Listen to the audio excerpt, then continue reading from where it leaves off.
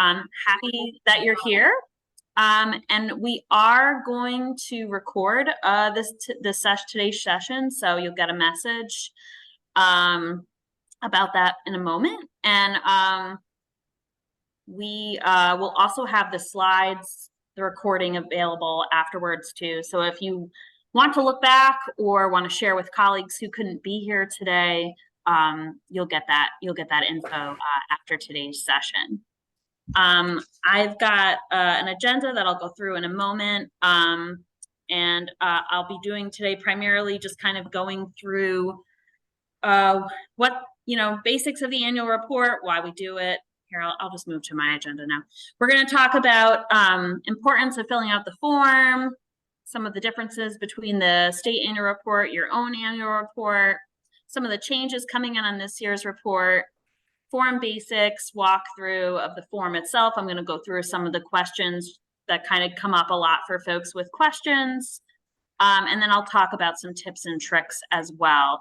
I want to mention that I am going to leave some space for questions throughout the presentation, but if you do have a question on what I'm talking about in that moment, my colleague Suzanne is on with me today. She's going to be kind of managing in the background, so she'll let me know. You can pop questions into the chat, or feel free to raise your hand and talk as well, and we'll get to those questions. I'm just curious, if folks on the call today, if you want to put in the chat, are you new to the annual report? Have you done it before and you're just kind of here for a refresh? Just curious if you don't mind sharing with me. This is my first go around. I've only been with the DLD for about almost 3 months now. So this is my first time. So if it's your first time, we're in it together. We'll figure it out. So, if there's any little bumps or things around the way, we'll get through it together is what I'm telling folks. So, yeah. Okay. So it looks like we got kind of a mix, some new folks and some refresh folks. So refresh folks, if there's anything that you have remembered from the past, filling the form out, being part of the process, we appreciate if you want to put in the chat or something throughout the presentation if something comes up for you that you remember that you think other folks, the new directors and even myself, should be aware of. I encourage it. So thanks very much. All right, so let me just fire away. I want to talk a little bit first about why we do the annual report. It's both a local and then national kind of local and national importance. So you might know that we submit all of our data to the IMLS, the Institute of Museum and Library Services. And the large report pulls statistics from public libraries across the country and demonstrates, how public libraries are meeting needs through programming, services, community outreach efforts, et cetera, et cetera. So that's sort of the top national level, and that data is the data that I submit from collectively from all the reports in January of each year. But of course, also on a regional, local level, we collect the data to inform us kind of to see what's going on across the state, as well as to inform project grants, that kind of thing. And then on a local level, you all are, using this data probably for outreach, to compare potentially with other libraries such as yourselves, kind of, using the report to get a sense of the trends that are happening both in Connecticut and then maybe nationally as well. You might be curious about that too. And data from this report could be a great way to communicate with library supporters, potential donors, your board, et cetera. So lots of different ways to use this. And I know we've done webinars about that in the past, and I plan to kind of think about that for the future as well. So stay tuned if you're a new director. We can talk about more of that in the future. Of course, another importance of doing the report is it's a requirement for your Borrow It CT funding. I'll talk a little bit more about that as we go. Thank you, Beth. That's important. And so all of this to say, you know, it's a lot of work collecting this data. And so, you know, I'm sure it can be sometimes a challenge, especially if you're a smaller staff, but the impact is great. And it's important for, you know, following trends and learning about your library, other libraries all across the state. So we appreciate you taking the time to fill it out, fill out all the data points. So I wanted to also touch a little bit about the difference between the state report, which I started to touch on, in your own maybe report that you do at your library. So here we're collecting data, as I mentioned, to send to IMLS. The questions are a shared questions nationwide. Every library gets asked the same thing, and that's denoted on the Excel sheet. I'll show you momentarily when we dive in and take a look at that. These questions take a long time to change. I just started attending state data coordinator meetings where there are discussions about what might change on the future fiscal year 2024 survey.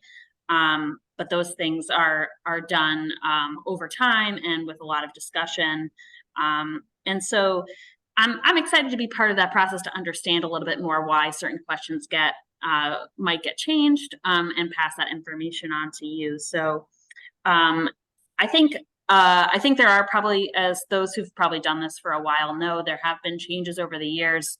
But I do think it's important to keep questions that we ask fairly similar so we can continue to track trends. So I imagine, you know, big changes are not usual, but we'll see how that goes.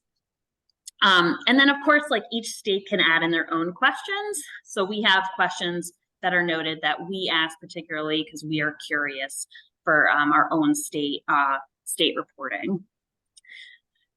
So this is in, you know, contrast with what your library report might look like, which you're sharing with your board, with your staff, with your patrons, your community, et cetera. That's under your control. It tells your story. And so, you know, I think having these two different types of reports, though, are helpful because you can have the data that your library is collecting that's kind of immediate. You can act and make quick changes in your library, but then you also have this data on a state level where you can track trends, see what different libraries are doing as far as salaries and policies, et cetera. And so that can be helpful to you as well. So I'm the type of person, I guess that's why I'm in this role, that loves having the ability to have a number of different data points to help with decision making and advocacy. So that's just wanted to talk a little bit about the differences. This year, having said all that, there are a couple of changes for the report this year, and I've outlined them here.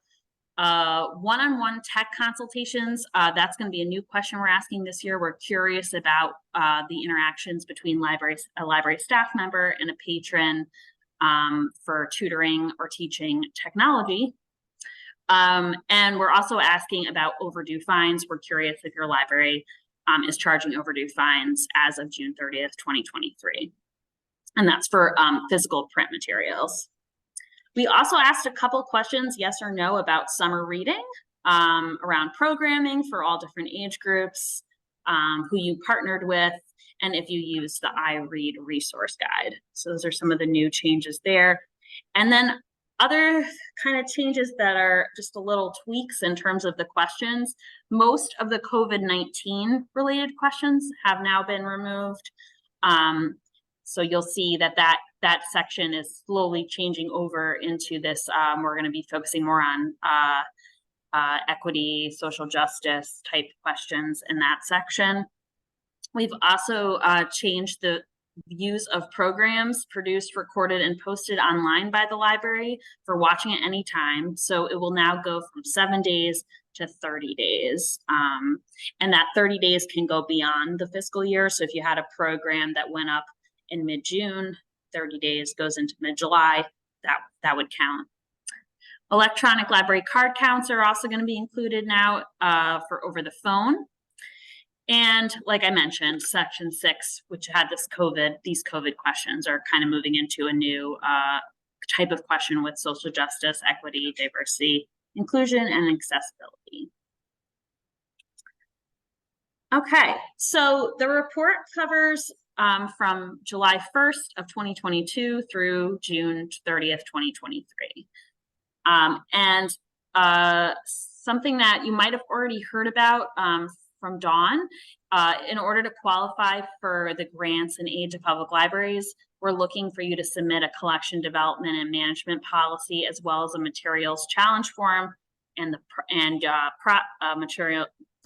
materials challenge process with your supporting library board minutes. We're asking for those by November 15th. This report is due to me on November 1st. So those are the 2 dates to keep in mind. Feel free to, a lot of libraries have already submitted this, so if we've already gotten it from you, that's wonderful. We're encouraging you to submit earlier so we can review, and if there's anything that comes up, you can kind of make those changes before November 15th. We're going to be incorporating this a little bit more into the annual report actual form next year with a certification question around this. So just wanted to make you aware of that. Any questions so far? Yeah, Barbara, there is a question in the chat. If we have not heard back about any changes for our policy, is that a good thing?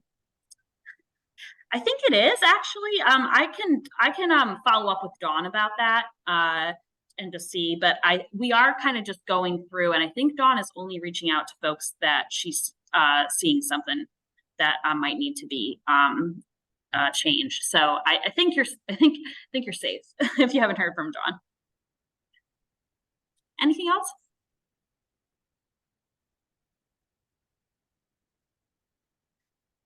All right.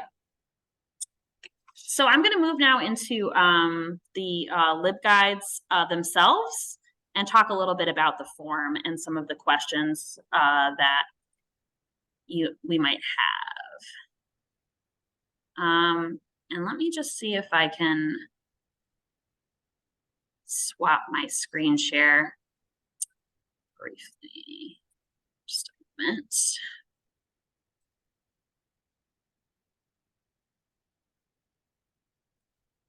Okay. Can folks see my screen with the DLD LibGuide in your report page? Yep. Okay. I see a thumbs up, so hope we're good. Okay. Great. So I'm here on the landing page of the annual report section. This is within our DLD guides, the Connecticut Public Library Statistics. There's a lot on this guide, so I encourage you, if you haven't looked at it before, to take a look. It's got previous year state data reports and all of that. But this is the tab I'm going to focus on right now within a report. Outlines a lot of kind of the preliminary stuff I'm going through today with the deadline of 4 p.m. on Wednesday the 1st for this report. It's also where you'll find the Excel sheet, as well as the questions and definitions sheet. And this is the changes that I discussed earlier in a separate document in case you need to refer to it later. So I'm going to download the Excel form, open it up, and kind of just run through. This will require me switching screens again, so just give me a moment to make sure that I'm sharing it properly. Okay. I need to, this one, okay. Here. All right, I'm on the Excel sheet. Can I just get a thumbs up to make sure that folks are seeing this? Just let me know briefly. Okay, I see a thumb. Awesome. Okay. So this is the Excel sheet for the full survey form. I'm here on the instructions and definitions page sheet. This has, as I mentioned, kind of information about the report, similar to what's on the website, but it also has this long list of definitions of the terminology that is throughout the report. So this could be helpful if you want to do like a Control F and search for, say, here I'll do like, you know, circulation, say electronic circulation. Oh, that's probably because it's electronic circulation, electronic. And that will find it for me in the document. I can kind of check and say, oh, okay, it's on this question 4.41. Here's the definition of it. So that's kind of useful with that laundry list of definitions. And also has my contact info, etc. on here. So you can kind of walk through that info before you get started. Also, and let me move to the survey now. I've got the ribbon up here. You all know with Excel, you can kind of move that. You can do some zooming in and out if you need to make the screen easier to use, et cetera, et cetera. I'll talk a little bit about the structure of the Excel sheet. So what we have here are some columns that denote first what where the question comes from. So this is going to tell you if it's US, that's a national question. If it's CT, that's a question from us at the state. If it's F, that's actually a feeder question, meaning we're getting a little bit more context for a question that is asked by the federal national survey. So for example, does the library meet the federal definition of a public library? We're also asking about consortium, integrated library system. Those feed into that main question. Here's the questions themselves with the number. And then of course you've got your answer column that you'll be populating this year, as well as last year's and 2 years ago. There's also an optional column with notes, and this is an opportunity for you to make notes about where your data is coming from. I won't really look at this column unless you bold my name and call it out and say, you know, look at this. It's mostly just for you, so you can kind of just keep track. As someone who's filled out reports like this before, I know how important it is to remind yourself of where your data came from. How'd you get that number? So feel free to use that column for that purpose. Today I'm gonna choose from the drop down. I'm gonna go with New Haven Public Library. Used to work there a long time ago. I'm using them just because I know they have branches. So that kind of gives us a view of that as well. If you've done the report before, you might know that we do populate some questions for you already, but these are, you can edit these. So if you have a new director, you can change that, as well as, you know, contact information. If your library happened to change locations, you can change that information as well. But all of the cells in column F that say answer needed will disappear once you start typing in an answer. And at the bottom of the document, we actually have a count. Here it is, 215 questions. When that number is 0, that means you're all done. So make sure that's what you're striving for, to get that number to 0. So that column F is helpful in that way. It can help, you know, let you know if, oh, I still have to answer that question. And that number will go down as you answer the questions. Barbara, I don't want to interrupt, but we have a related question. Yeah, sure. If our library director resigned in July of this year, would she still be listed as a director on the report since it's for the last fiscal year?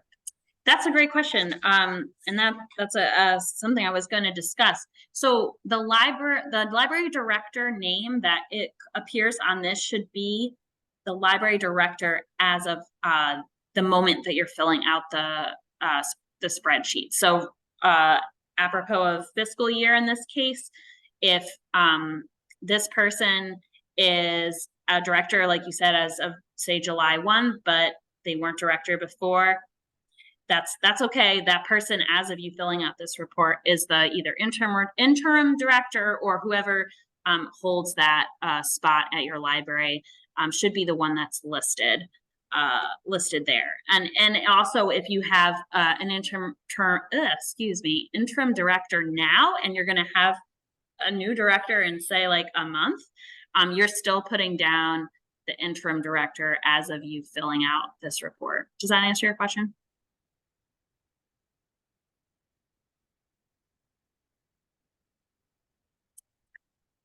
Yes, thank you. Great, thank you. Okay, so the other thing I wanted to mention too is some of these things are fill-in, but some of them are also drop-down, and the way to know that is if you click on the cell, you'll see the little arrow. So for example, if we're asking about whether or not you think you might apply for a construction grant, you can put that, you would choose yes, no, or maybe from that drop-down. Let's see. Yep. So mentioned about the director, it's as of the date the report is submitted. And let me see here in this first section, we are calling out, I think this was new maybe as of last year, but something that you're proud of in this 1.32. This can be you writing a short sentence or two here in this box. You could point me to a website with more information. Say you just completed a strategic plan and and that info is on your website. You could put the link in here. You could also attach with your email that you send this report to me photos, if that's how you want to show what you're proud of for fiscal year 2023. So kind of any way you want to report that, but it's really nice. It gives us a way of seeing what's going on in your libraries, and it could be something that we'd like to share out. So please keep that in mind too with anything that you share. So that question right there is important. And I think that's it for this section that I wanted to highlight. Oh, one other thing, just square feet of the library, and there's notes throughout the document that kind of remind you of this. So those little red cornered boxes will tell you that. But so for example, square feet of the library is all floors enclosed by the outer walls of the library building, which it means areas occupied by the public, and then including areas that are off limits to the public. So if you have just staff only areas, all of that gets included. So so those little notes throughout the document are helpful.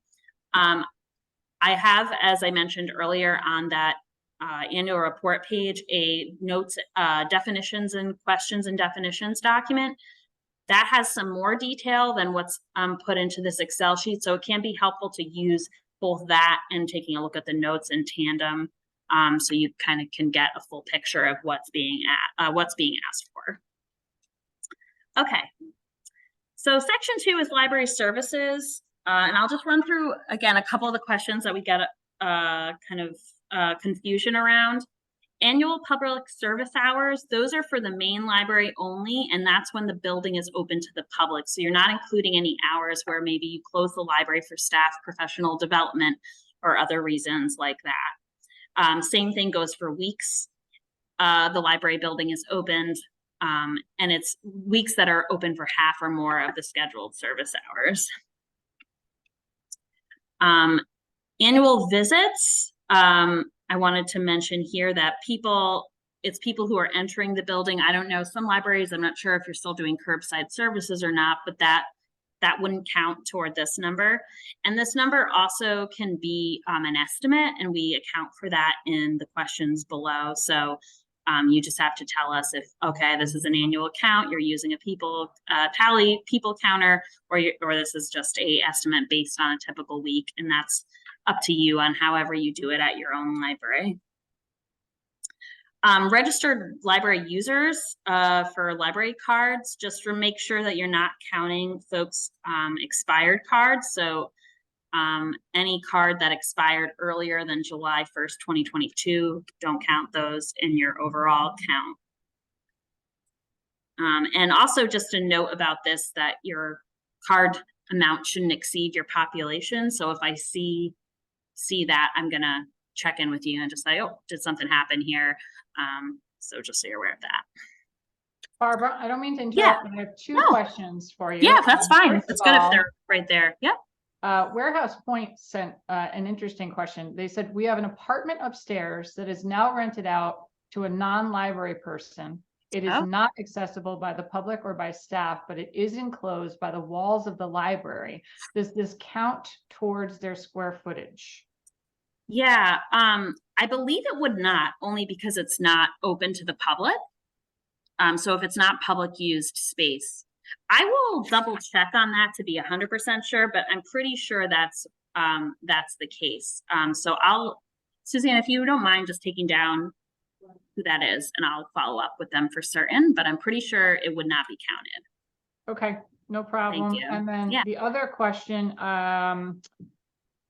someone is trying to edit the director name on the sheet, and it says that the cell is password protected and they need a password to change it. Yeah, so there's been a couple of weird things with the Excel sheet. One of the formulas is, I was going to get to that. And then I think at one point there was a version that I put up that was locked by accident. So if this person doesn't mind reaching out to me after this, I'll help you kind of get that all squared away. Sorry about that.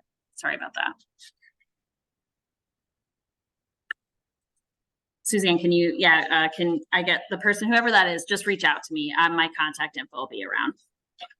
Yeah, Thank we you. got a thumbs up. Okay, cool. All right. Let me.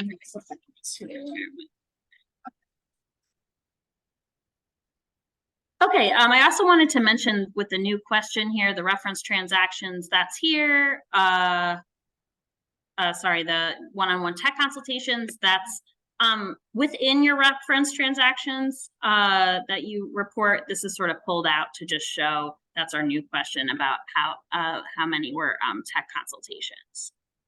As far as reference transactions go, this can include in-person, email, phone, chat, however you answer your questions. And it should be in one just large number, but you're not including, directional, where's the bathroom, where's the copier, those kinds of things in your reference transactions.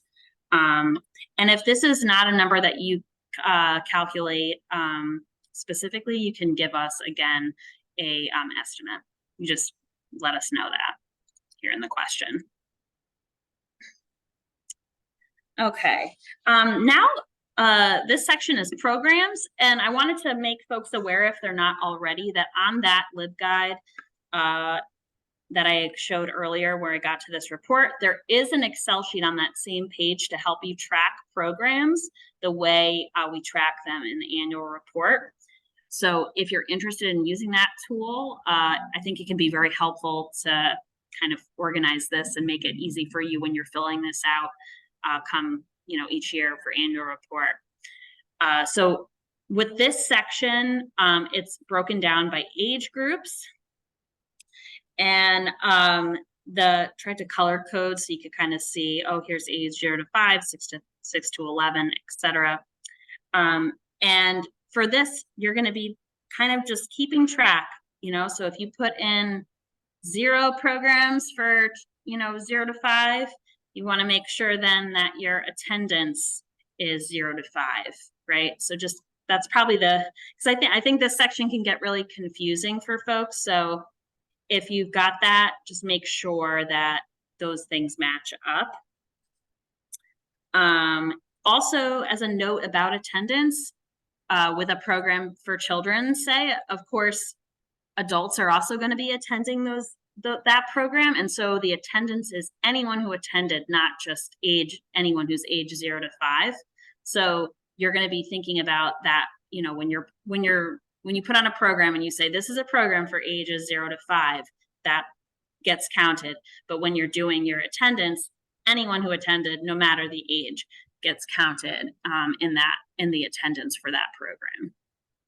So including adults, that's on there, but just so you keep that in your mind. So we've got 0 to 5, 6 to 11, YA, adult programming. We also have this section for intergenerational, family, all age programs. So this is kind of the catch-all for any program that doesn't get marketed to a certain target audience. You would use this section. We also have, oh, and then here we go, all the totals that'll automatically total for you across all the different types of programming. We also have a section for self-directed activities. There's a in-depth definition of this on our guide where that program Excel sheet is. Sometimes I think there's some confusion around this. So if you still feel unsure about that after you've read the definition, feel free to reach out to me.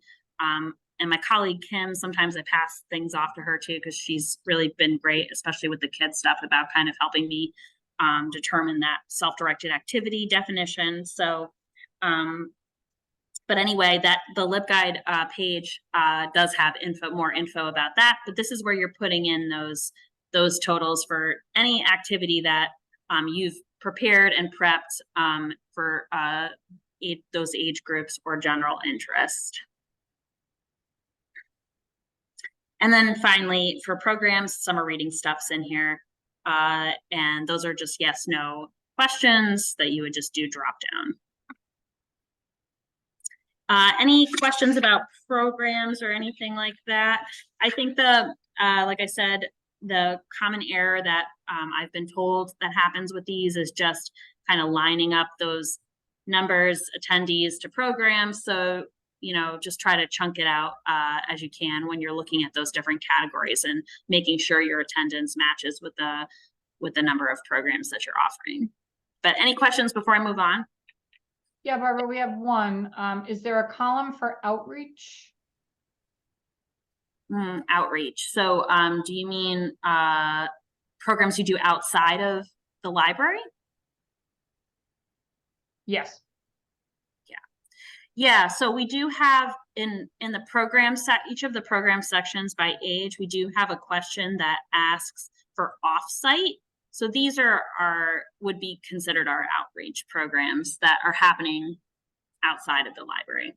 So you'd put those in there, and again, they're done by age group, or your catch-all if you're doing a program that's for a general audience. That's also down here with the offsite. Does that clear that one up? Yep, we got an okay, thanks. Great. Okay. Collections. This is the section 3 of collections, where you're counting all of the materials that you hold in your library as of June 30th. But this, as the definition up at top mentions, we're not counting service center materials or swap items, that kind of thing. Okay. This is the one, I had a couple little issues with my Excel sheet this year. This is the one where, be careful, the formula that is in here tends to want to include out of here, jump in the, actually, sorry, it's this one here, tends to want to include the audio in its formula as well.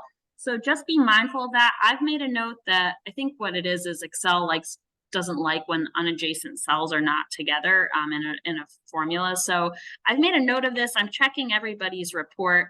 If you notice it while you're filling the report out and you feel comfortable just tweaking the formula, feel free to do that. But I am going to be checking that. So just so you're aware of that here in 3.7 might catch a non-audio, might catch this non-print physical audio in there. So just be aware of that one. And 3.18, I'm gonna go down. This is well, 3.17 is the research databases. We've populated that for you. So in 3.18, you're just adding in any database or electronic collection that your library pays for or gets on its own. And this could include, you know, newspapers or consumer reports or other electronic collections like Freeding, Freegal, Hoopla, Gale, Virtual Reference, those kinds of things. But you wouldn't include anything that's that you put on your site for third parties, or it's linked freely on the web. These are just electronic collections that you and your library pay for.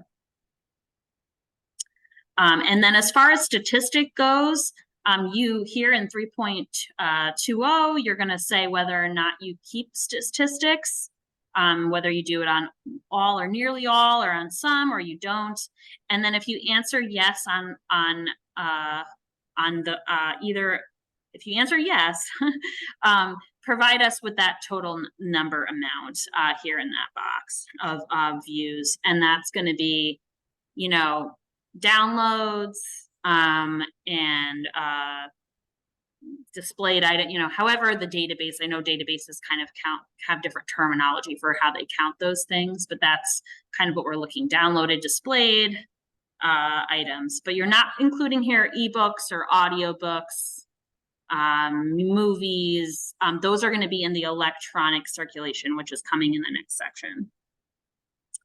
That's about it for materials circulation, or should I say for collection. Any questions regarding that? I'm not seeing the chat move, so I think we're good. Now we're on to circulation. In this case, I wanted to point out particularly the electronic circulation. So we've got our print circulation here, kind of the typical categories by adult, YA, juvenile, other. And then with electronic, make sure you're including in 3.1 to 3.4, this downloadable audio. Make sure you're including streamed and downloaded songs here. Okay, so on those platforms that you're subscribed to, where that is, that's where these those totals are going to go. They're going to go in here. In 4.4a and b, these are automatically populated. This is the Palace checkouts. Brad, my colleague Brad, provided those for us, so we put those already in. So that total is already started for you, that electronic circulation. So that will just jump up as you add your own numbers into those fields. And then finally here at the bottom, it's total circulation of all formats. And I should mention, you know, we've got last year's here for you to refer to. And I've had a couple libraries reach out and tell me, oh, you know, we misreported something, or in the year, you know, previous year. So if something like that has happened, you can let me know that, and I can change it in our overall state state Excel sheet that I put together. I can't change it on the national level. Once those numbers go in, they're locked. But so if something does come up and you end up needing to change a number here, just let me know about that. Whether it's here and in any of the sections from last year, just want to let you know that. And let's see, I think that's it for section 4. Section 5 is all about staff, and I've been told that this is one of the most popular sections for libraries in terms of usage with overall state data. So just wanted to shout again how important this collection is, and how important your numbers are. In this section, I wanted to point out in 5.1, this is talking about volunteers. We're looking for volunteer hours for all volunteers in a typical week. This could include board members, unpaid interns, friends, teen activity board, community service, et cetera, et cetera. I did have a library reach out and wonder if board meetings were part of this total, and no, they're not. It's only in any terms of service to the library. So if you're board, and when I say board members, if they volunteered to help out with, say, a book sale or something else at the library, where they're working within the library, then those hours would count. And that's the other point, is that any volunteer hours are happening inside the physical library. In 5 in the salary section, 5.11 to 5.16A, this is current salary or salary range information. So that's fiscal year 2024. And we noted that here, but I just want to remind folks of that. You're putting down what fiscal year 2024 current hourly rate or salary range is. And we're also saying hourly rate or salary range. So whatever way you want to report it is fine with us. Just make sure that you're consistent year over year. So if you're giving us hourly rate, give us hourly rate again this year. However works best for you, however you want to report it. Yeah. We had a couple of questions about volunteers. Sure. Yeah. Do Friends volunteer hours count? Are the Friends, I guess it kind of depends. Are the Friends doing work for the library?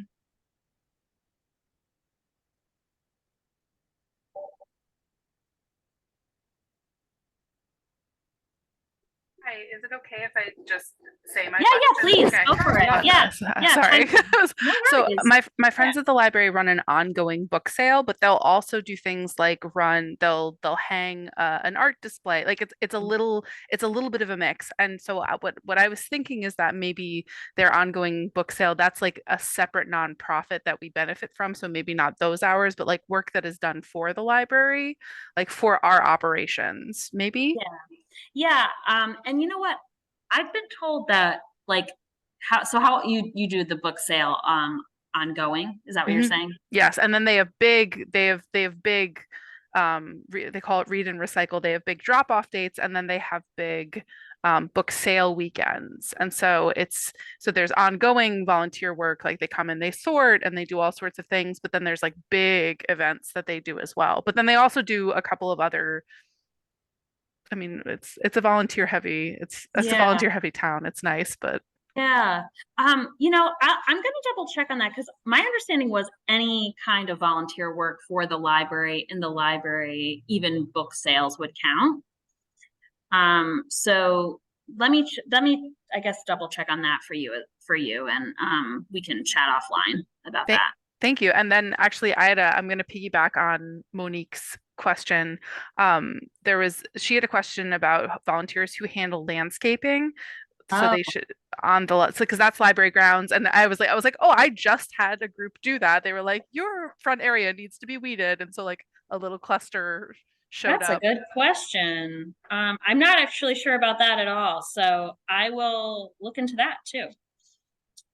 Thank you. See if that counts. Yeah, sure. No problem.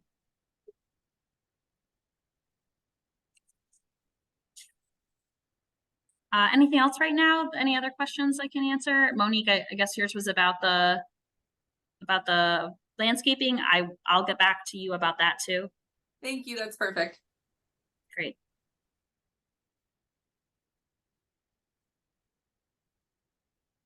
Anything else? Any other questions about that? Anything else? There's one more question. Will you be compiling an FAQ with the answers on LibGuides? Oh, that's a great question. I like that idea. I can do that. I'll look into kind of putting together an FAQ. We had one, I think, in the past. And so I think I'll have to just update it. So thank you. Yes, I can do that. And one last question regarding salary. Should the interim director's salary be included, or the salary of the new director? Yeah. Is the new director's salary is what's budgeted for fiscal year 24? This is Saxon, right? Saxton, sorry, excuse me. Yes. Yeah, they're starting on, okay, I see they're starting on October 2nd. Yeah, I think it should be I think if the salary is already budgeted and agreed on, then I think that's the salary you should put in.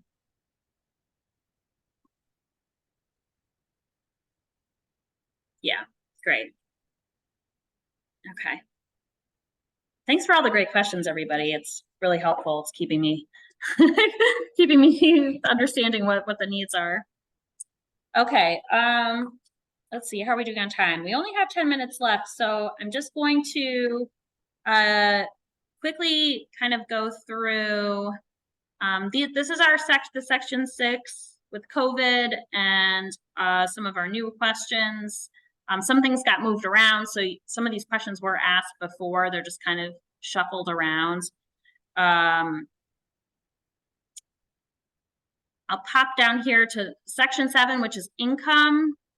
And in this section, just make sure, and actually this kind of goes for section 7, 8, and 9, which are the financial sections.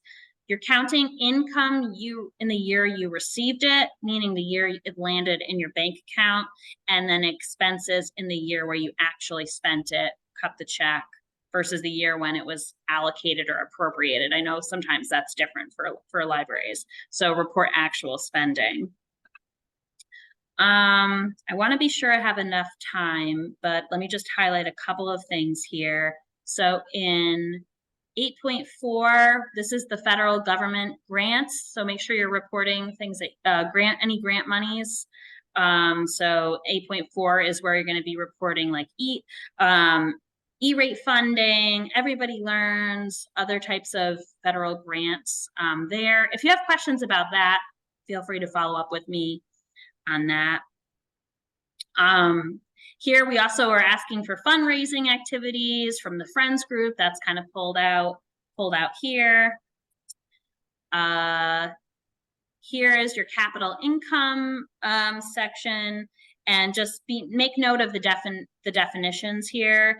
And there is so you can understand what we mean by capital expenditures, because that definition might be a little bit different in your particular town. So just double check definitions. They're both in the definition sheet, and also there's some explanation here in the Excel sheet. So just keep an eye on that stuff.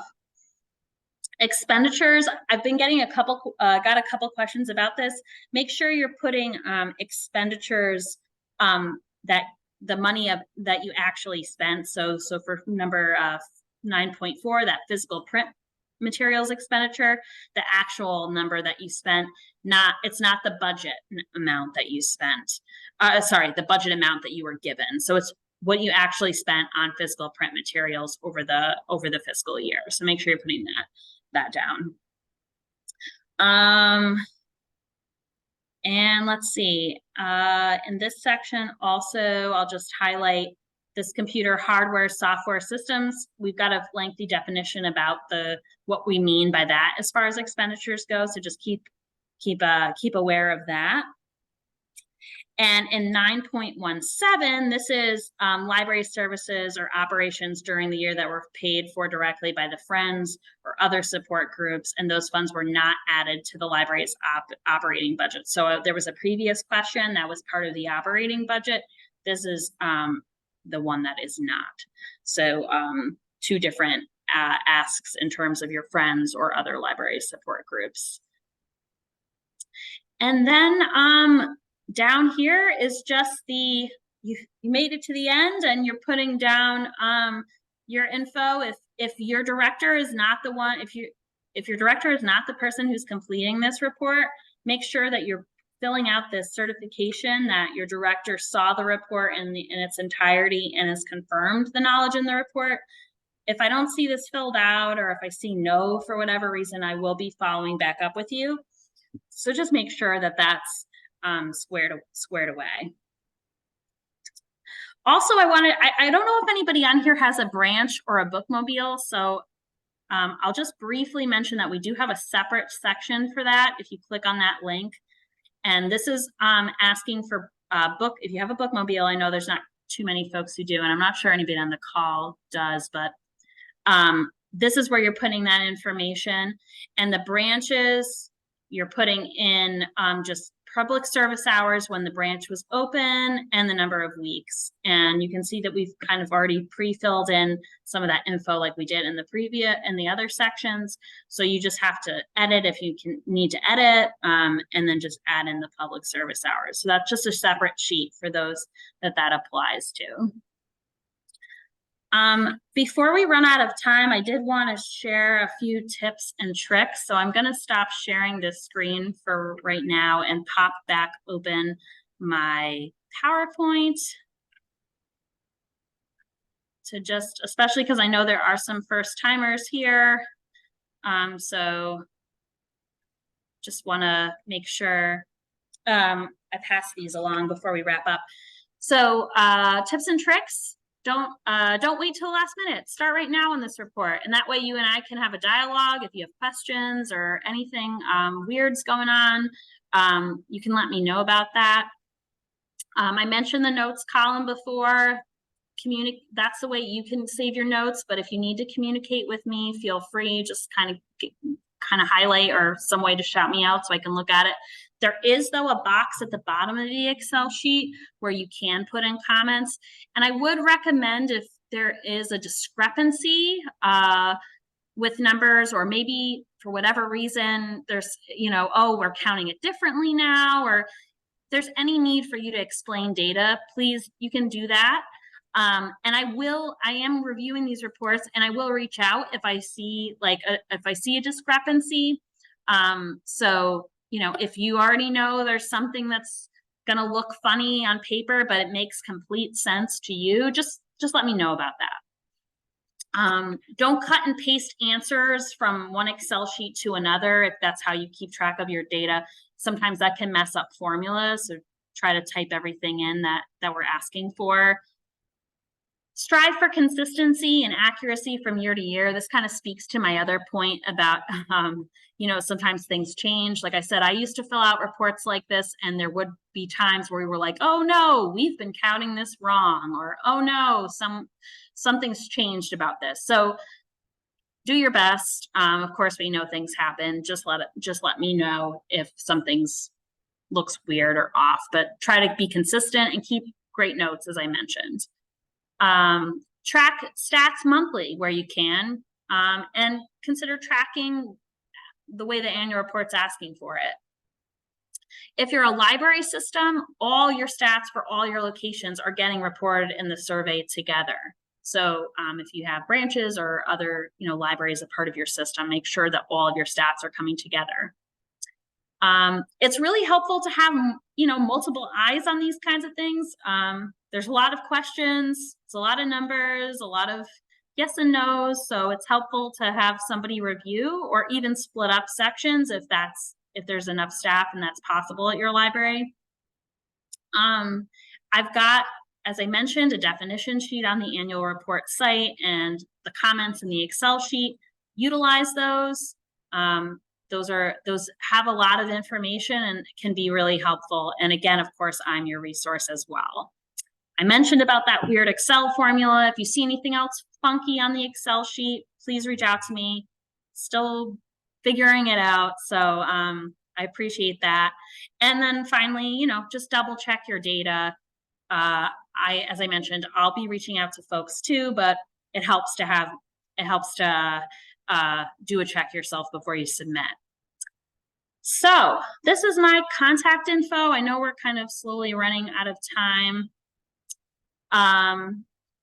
But please take down my email, my phone number. Email is probably the fastest way to reach me, but I will check voicemail here if I'm not in the office. I also am holding 2 virtual office hours coming up, sessions. So if you have questions while you're working on these reports, you can attend those, or reach out to me via email and we can set up a meeting if that's helpful to you. I'm happy to do that as well. So whatever works best for you. And then finally, Suzanne, too, if you can, I don't know if you'd already dropped it in the chat, but we do have an eval for, oh, you did. Great. An eval for today's session. So if you have a moment, please fill that out. I'll be sending that out as a follow-up with the slides and recording for this as well. So that's it. I know it's a whirlwind of info. So is there any other questions now before we wrap up?